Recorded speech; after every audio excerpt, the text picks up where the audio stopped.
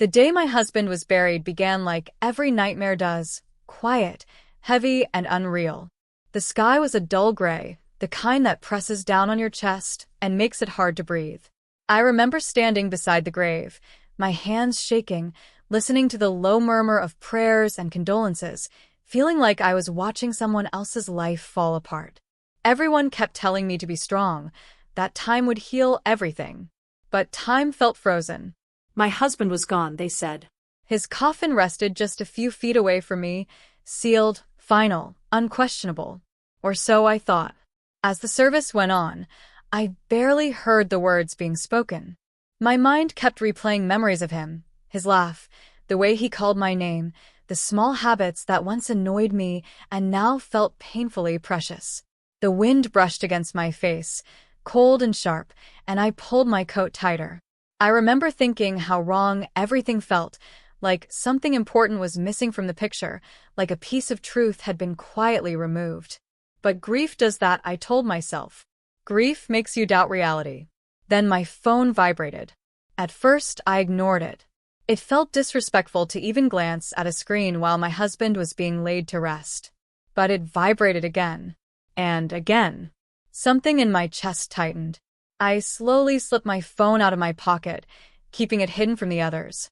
The screen lit up with a message from an unknown number. My hands began to tremble as I read the words.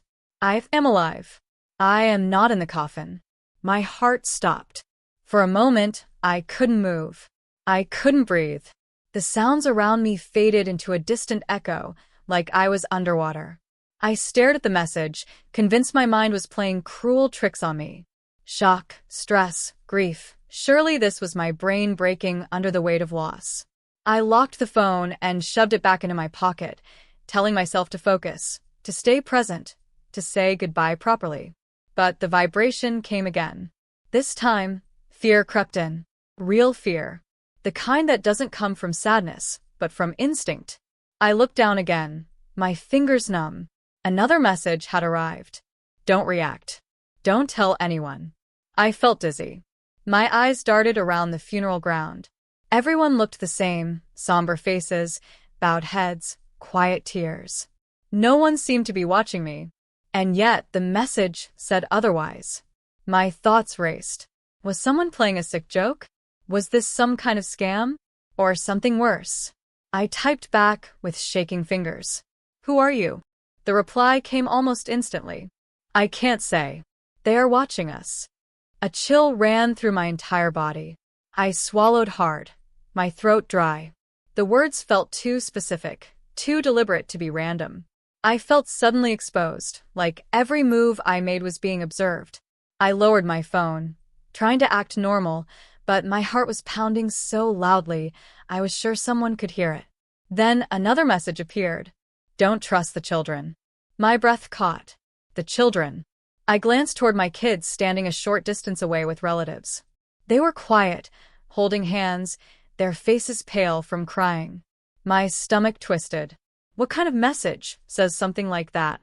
My children were my world. They were innocent. Or, at least, they were supposed to be. The thought alone made me feel sick with guilt. How could I even consider such a warning? I wanted to scream.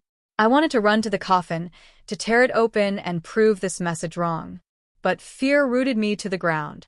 What if someone really was watching?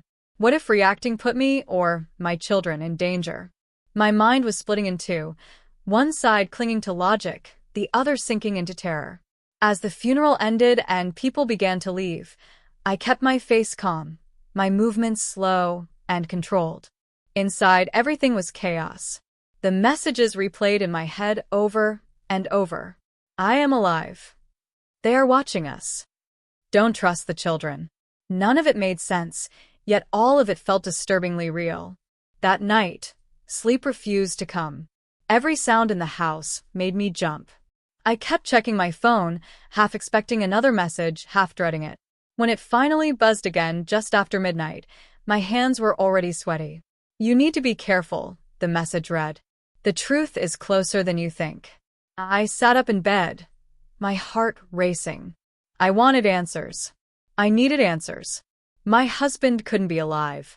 I had seen the body. Or had I? Doubt crept in, slow and poisonous.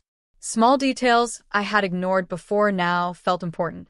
The rushed hospital procedures, the closed casket, the way certain questions were never fully answered. I began to notice things over the next few days. Whispers between family members that stopped when I entered the room. Documents that didn't quite add up. A strange tension in the house, like everyone was waiting for something to happen. And the children, my children, were quieter than usual, watching me in a way that made my skin crawl. Or maybe that was just my fear talking. Another message arrived. You're being lied to. Each word felt heavier than the last.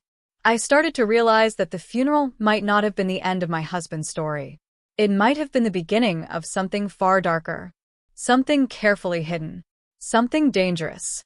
I stood in the middle of my living room that night, phone in hand, surrounded by memories of a man who might not be dead at all. The walls felt like they were closing in.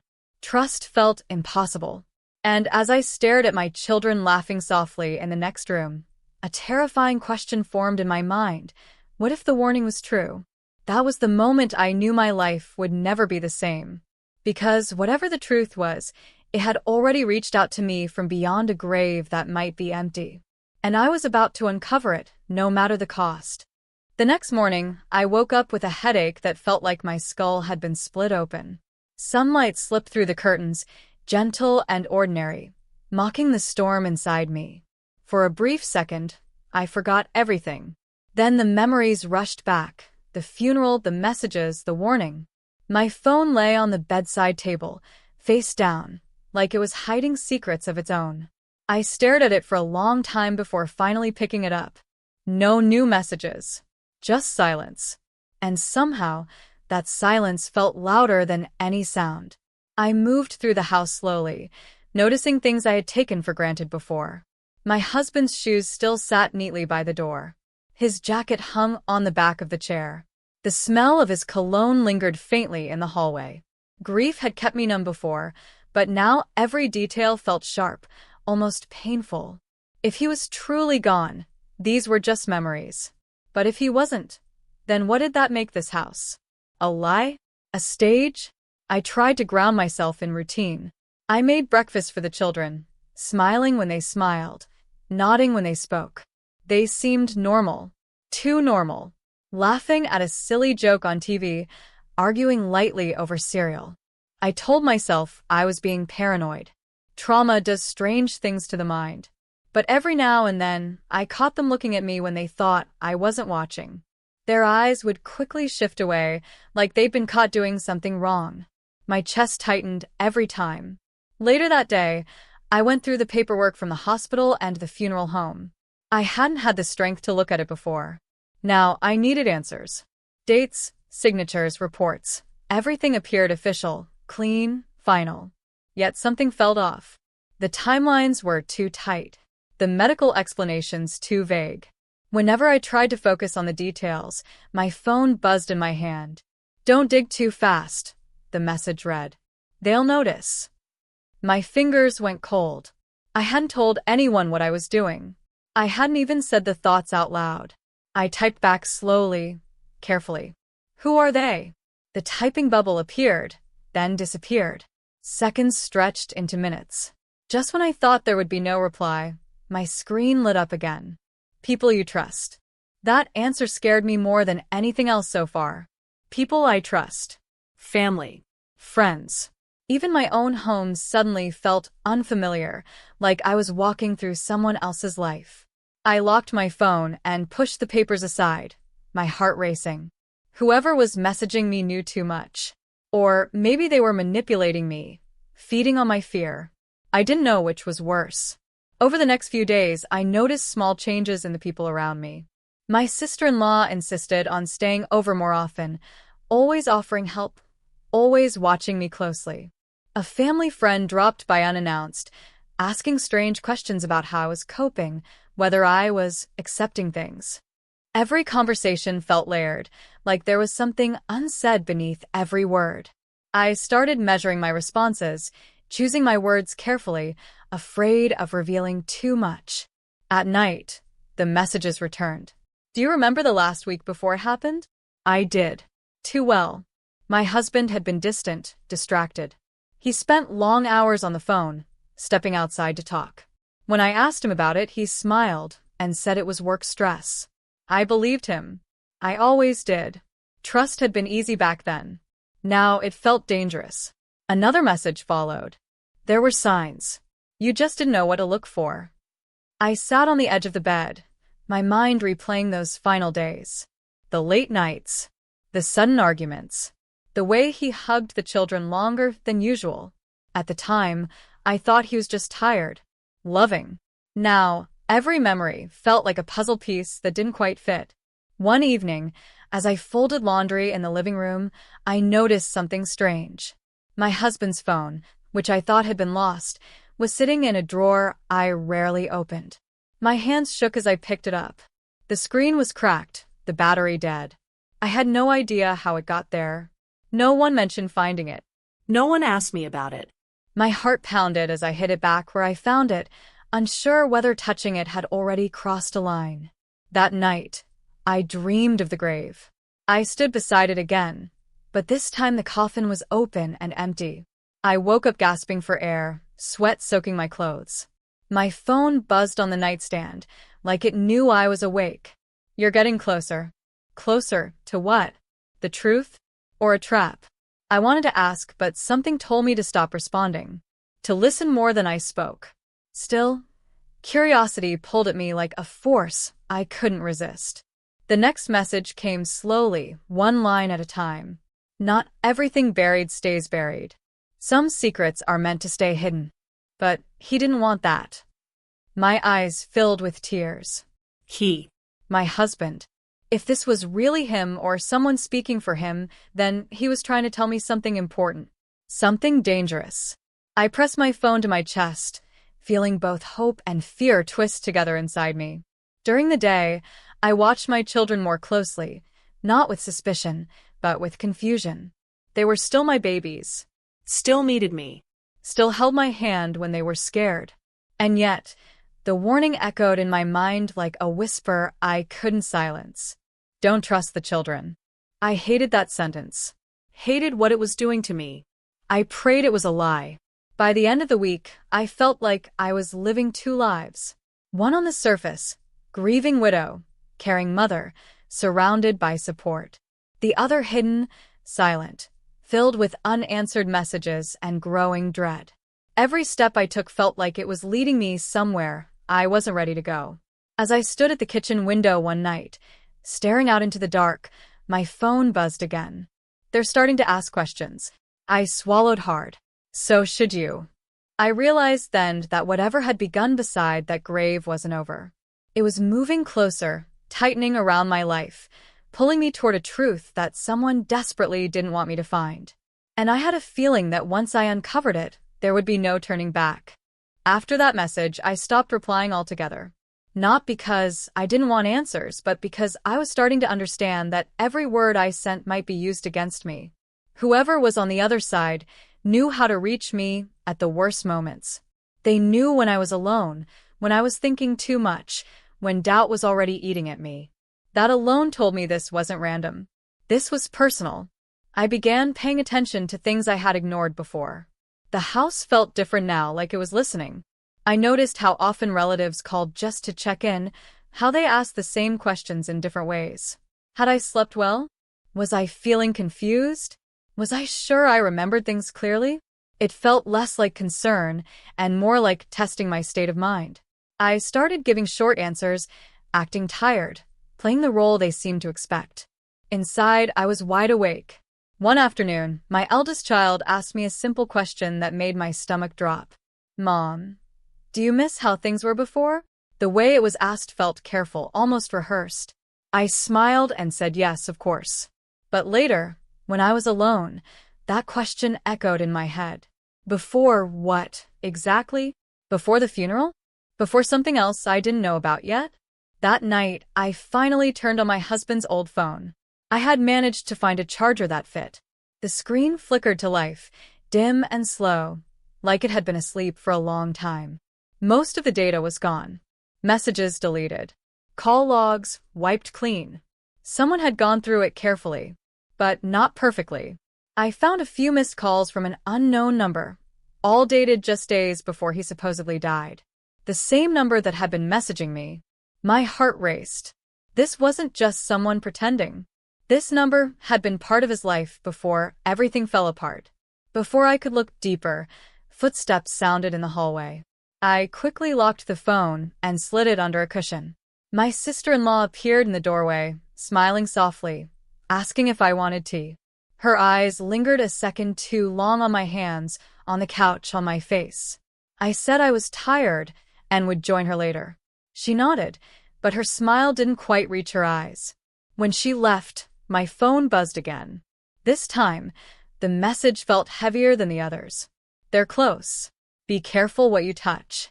My pulse thudded in my ears. I typed back before I could stop myself. You know they're here? The reply came slower this time. I know because I've been where you are. That line stayed with me for days. It suggested fear, regret, experience. It made me wonder if this person had already paid a price for knowing too much, and if my husband had paid the same price.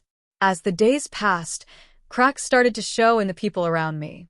A neighbor casually mentioned seeing my husband weeks after his reported death, then laughed it off, saying she must have been mistaken. A doctor avoided my questions and redirected me to paperwork instead of explanations. Even the children began whispering more, stopping abruptly when I entered the room. I hated myself for noticing it, for doubting them at all. But doubt had already planted itself deep inside me. One evening, I overheard part of a conversation I wasn't meant to hear. My sister-in-law was on the phone, her voice low, urgent. I couldn't make out every word, but I heard my name. I heard the words unstable and not ready. My hands shook as I stepped back into the shadows, my heart pounding. Not ready for what? That night, I didn't sleep. I sat in the dark, holding my phone, waiting. When the message finally came, it was shorter than usual. They're shaping a story. I stared at the screen. What story? I typed. The reply took longer than ever. One where you don't ask questions. I felt a surge of anger then, cutting through the fear. This was my life. My husband. My children.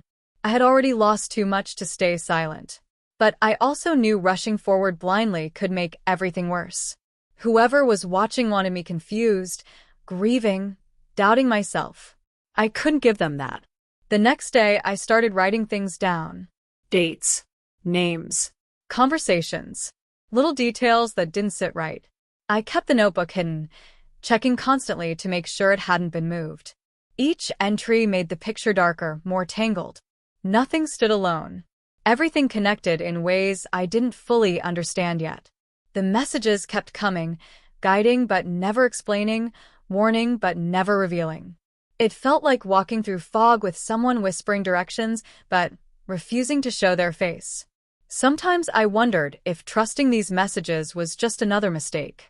Other times, they felt like the only honest voice left. One afternoon, while cleaning, I found a photo tucked inside a book. It was old, creased at the edges. My husband stood with people I didn't recognize, his arm around someone whose face had been torn out of the picture. The rip was deliberate, careful. I didn't remember ever seeing it before. My phone buzzed almost immediately. You weren't supposed to find that yet. My hands went cold. So you know about it? I typed. I know about more than that.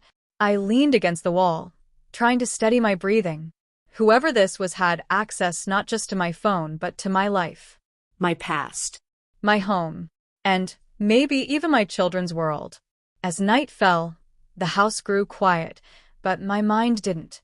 I watched my children sleep, their faces peaceful, innocent, unaware of the storm building around us. I promised myself I would protect them, no matter what, even if it meant questioning everything I thought I knew. The final message of the night appeared just as I turned off the lights. The truth will cost you comfort, but lies will cost you everything. I lay there in the dark, realizing that the main conflict wasn't just about whether my husband was alive. It was about trust. About who was telling the truth and who was shaping lies. And somewhere in the middle of it all, I was being pulled toward a decision that would change all our lives, whether I was ready or not. The pressure began to feel physical, like something heavy sitting on my chest. Every hour that passed without answers made the silence louder. I stopped trusting the quiet. When the house was calm, I felt watched. When it was noisy, I felt distracted on purpose. Even my own thoughts didn't feel private anymore. I kept wondering who had the most to lose if the truth came out, and why everyone seemed so invested in keeping me exactly where I was. The messages became more urgent. Shorter. Sharper. They know you're changing. I read that line over and over, my fingers numb. Changing how? I was still cooking meals, still taking the kids to school, still answering calls with polite sadness. But inside, something had shifted. I wasn't just grieving anymore. I was alert. And someone had noticed. That evening, a family meeting was suddenly suggested. No reason given. Just concern. Support. Words that now felt like masks. Everyone gathered in the living room, sitting too close, speaking too softly. They talked about my health, my stress, how much I'd been through. Someone mentioned counseling. Someone else mentioned taking things slow. I nodded, smiled faintly, played my part. But my heart was racing. They weren't asking how I felt. They were deciding what I could handle. My phone vibrated in my pocket. Don't let them isolate you. I clenched my jaw. That was exactly what this felt like. Not help, control. Later that night, after everyone had gone to bed, I heard a noise downstairs. Soft. Careful. I froze in the hallway, listening. A drawer opened, then closed. Footsteps moved slowly, like whoever it was didn't want to be heard.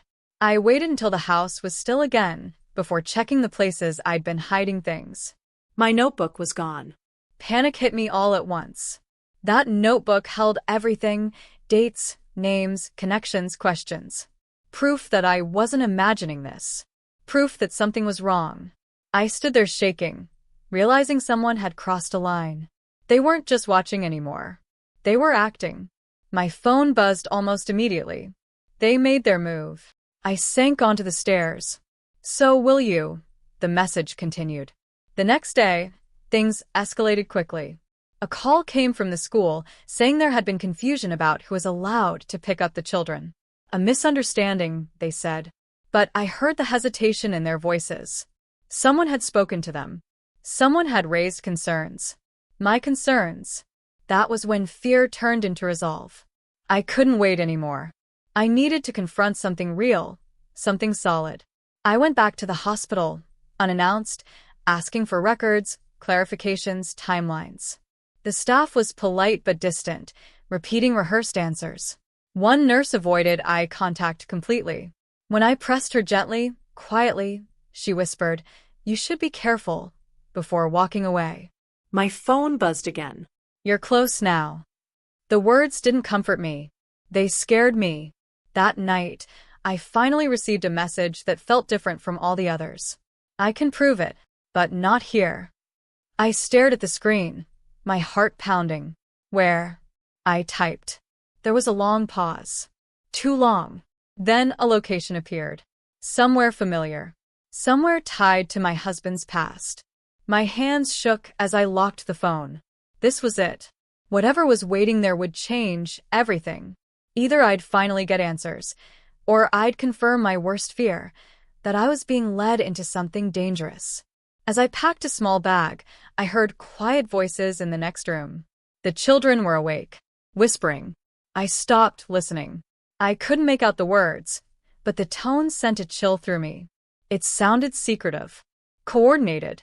My heart broke a little in that moment, not because I believed they were against me, but because someone had put them in the middle of something they didn't understand. Before leaving, I looked at their faces, memorizing them, reminding myself why I had to be strong. Whatever the truth was, I needed to face it with clear eyes. Just as I reached the door, my phone buzzed one last time. If you turn back now, you'll never know. If you go forward, nothing stays the same. I stood there, hand on the door, caught between fear and truth. Between the life I knew and the one waiting just beyond it. Somewhere out there was the answer to the message I'd received beside a grave. The message that said my husband was alive, that the coffin was empty, that I shouldn't trust what I was being shown. And as I stepped into the night, I realized the real climax wasn't coming later. It had already begun. The air outside felt colder than it should have, sharp against my skin as if it were trying to warn me to turn back. The street was quiet, too quiet, and every shadow looked longer than usual. I kept my phone clenched in my hand, the location still glowing on the screen. With every step, my heart beat faster, counting down to something I couldn't yet see, but felt coming. Halfway to the location, my phone buzzed again. "You're not alone." I stopped walking. Slowly, I turned around. The street was empty. No cars. No footsteps. Just the low hum of distant traffic and my own breathing, uneven and loud in my ears. "I see everything," the next message came. My stomach dropped. This wasn't just someone guiding me anymore. This was someone tracking me in real time. I resisted the urge to run. Panic would only make things worse. Instead, I forced myself to walk calmly, like nothing was wrong, even though every instinct screamed otherwise. The place I was led to wasn't hidden or dramatic. That was what made it terrifying.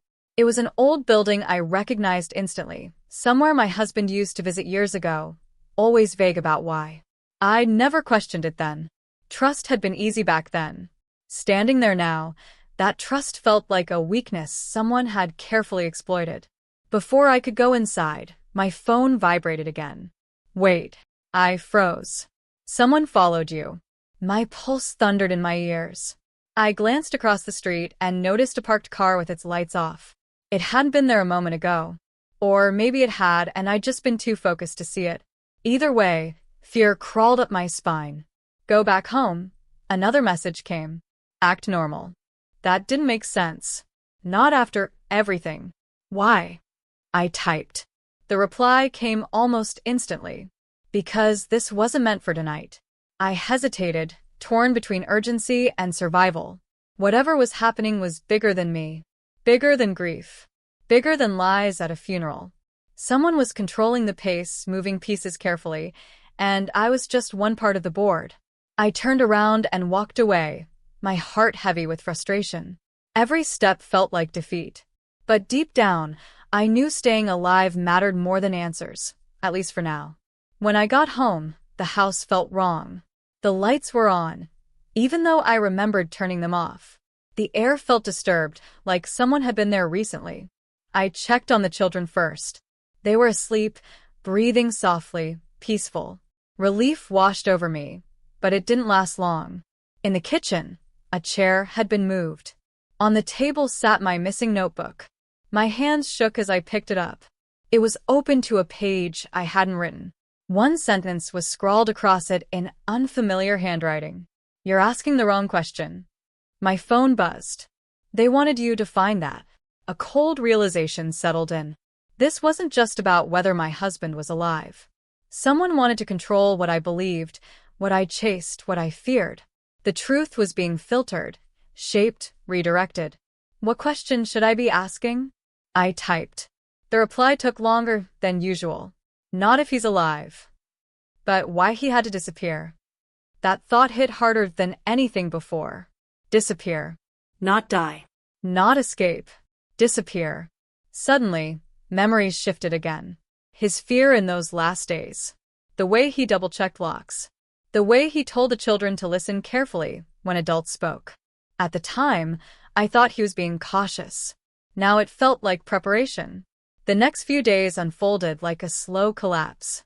People around me became bolder. Suggestions turned into instructions. Someone offered to take the kids for a break.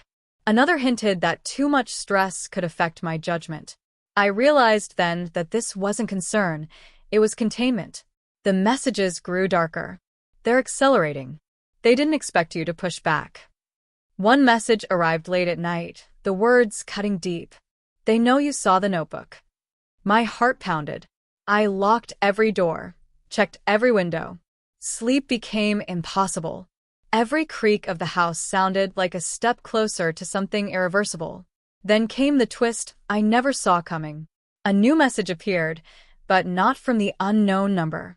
It was from my husband's old contact. My breath caught. "I'm sorry I stayed silent," the message read. I couldn't risk reaching out sooner. My vision blurred. My fingers hovered over the screen, unsure if touching it would make this real or make it disappear. Before I could respond, another message came through from the original number. "That's not me." My heart sank. Someone else is using his name. Fear flooded my chest. Two voices now. Two paths. One claiming truth. One warning of deception. I was standing between them with no way to tell which was real. The message from my husband's contact came again. "They're lying to you. You can trust me." Almost immediately, the other number responded. "If you follow that voice, you'll lose everything." I stared at the screen, my hands trembling. This was the second plot twist I hadn't prepared for. Not one hidden enemy, but two competing truths. And somewhere between them was the real story, buried deeper than any grave. As I looked down the hallway toward my children's room, a terrible thought formed. What if the warning hadn't meant not to trust the children themselves, but not to trust what was being done through them? My phone buzzed one last time that night. They're forcing a choice. I sat there in the dark, realizing the stakes had just risen higher than ever. This wasn't just about uncovering the truth anymore. It was about choosing which voice would shape the ending, and which one would destroy everything I was trying to protect. I sat there for a long time, staring at the two message threads glowing on my screen. One claiming to be my husband, the other warning me not to believe it. My hands were shaking so badly, I had to set the phone down. This was the moment everything had been building toward. The grave. The messages. The lies. The watching eyes. It all led here, this choice. I thought about my husband the way he really was. Careful. Quiet when something felt wrong. He never rushed decisions. He always told me, if two stories don't match, look at who benefits. That memory grounded me. I stopped reading words and started looking at patterns. The number claiming to be him wanted urgency, trust, obedience. Come now. Don't tell anyone. The other voice never demanded belief. It warned. It slowed me down. It kept me alive. I typed one final message to both. Prove it. Seconds passed. Then minutes. The reply came from the unknown number first. Check the storage unit. Locker 417. You'll find the truth there. My breath caught. That storage unit was real. It was one my husband rented years ago, back when he said he was organizing old work things. I had forgotten about it completely. No one else should know that number. No one, except him. The other number buzzed. They want you there because they've already cleaned everything else. That was enough. I grabbed my keys, my heart pounding, and left before fear could stop me. I didn't tell anyone. I didn't bring my phone out in the open. I felt like every move mattered now. The storage facility was dimly lit and nearly empty. My footsteps echoed as I walked down the narrow hallway, counting doors. 413, 414, 415. When I reached 417, my hands were numb. The lock was old, familiar. Inside, the unit smelled like dust and metal. Boxes lined the walls. I opened them one by one, my pulse racing. Papers, files, a laptop wrapped in cloth. And then, at the back, a sealed envelope with my name written in my husband's handwriting. I dropped to the floor as I opened it. Inside was a letter, dated weeks before his death. He wrote that he had uncovered something he was never meant to see. Financial records, false identities, people who used families as shields. He wrote that he had tried to leave quietly, but they noticed. He said the funeral was part of the plan, to make everyone stop looking, to make me grieve instead of question. He wasn't supposed to die. He was supposed to disappear. Tears blurred my vision as I read the last lines. If you're reading this, they failed to erase everything. Trust patterns, not voices. And whatever happens, protect the children. Not from themselves. From the truth being used against them. It hit me then. The warning wasn't that my children were dangerous. It was that they were leverage. People around us were shaping stories through them, planting fears, testing me, trying to see how far I'd bend. My phone buzzed violently in my hand. From my husband's contact. "Did you find it?" I typed back, my heart steady now. "Yes." Another message came instantly. "Good. Now destroy it. They're tracking that location." That was the lie. The other number buzzed. "Now you understand. Leave. Take only what you can carry." I didn't hesitate. I took the laptop, the letter, and a single flash drive taped beneath a box. As I stepped outside, headlights flared at the entrance of the facility. A car. Waiting. I walked away calmly, forcing myself not to run. Back home, everything moved fast. Too fast. Relatives arrived unannounced. Questions turned sharp. Accusations hid behind concern. Someone said I was confused. Someone else suggested rest, distance from the children. That's when I knew the main conflict was over. They knew I had the truth. And they were afraid. I played along. I cried. I apologized. I agreed to take a break. I watched relief wash over their faces. They thought they'd won. They thought the story would end the way they planned. That night, after everyone left, I tucked my children into bed, holding them longer than usual. I whispered that everything would be okay. And for the first time since the funeral, I believed it. I turned on the laptop. Everything was there. Proof. Names. Timelines. The reason my husband had to vanish. The reason someone pretended to be him. The reason the grave had to exist even if the coffin didn't matter. The next morning, my phone buzzed one last time from the unknown number. "He's safe. But he can't come back yet." Tears streamed down my face, not from grief, but from release. Then the final twist came. Another message appeared, not from either number. It was from my own phone, sent from my account. "You did exactly what we needed." My blood ran cold. Attached was a photo. Me. At the storage unit, leaving with the bag. I finally understood. The truth had layers. My husband wasn't just hiding from enemies. He was hiding from allies who had already decided how the story should end. And now that I had the truth, I wasn't just a widow anymore. I was part of the story they never wanted told. As I deleted the message and shut the phone off, one thought echoed clearly in my mind. The coffin had been empty, but the danger never was. I turned the phone off and left it face down on the table, like it no longer had power over me. For the first time since the funeral, the house felt quiet in a good way. Not empty, not tense, just still. I sat there for a long time, letting everything settle. The truth hadn't brought peace instantly, but it had brought clarity, and that mattered more. Over the next few days, I moved carefully. I didn't confront anyone directly. I didn't accuse or explain. I watched. I listened. And slowly, the remaining pieces fell into place. The people who had been pushing hardest for control were the same ones connected to the names I found on the laptop. The ones who spoke about protecting the children were the ones using them to monitor me. Questions at school. Comments at home.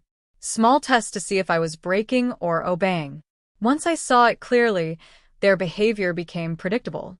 I arranged things quietly. A lawyer I trusted. Copies of files stored safely. Backup sent where they couldn't be erased. I didn't expose everything all at once. My husband had been right. Patterns mattered more than confrontation.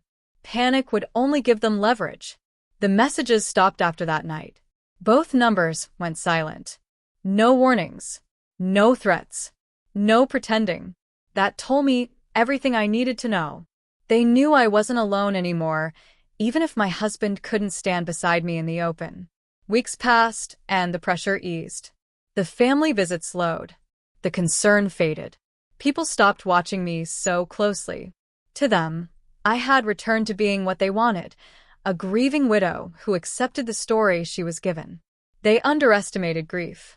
They underestimated a mother who had been pushed too far.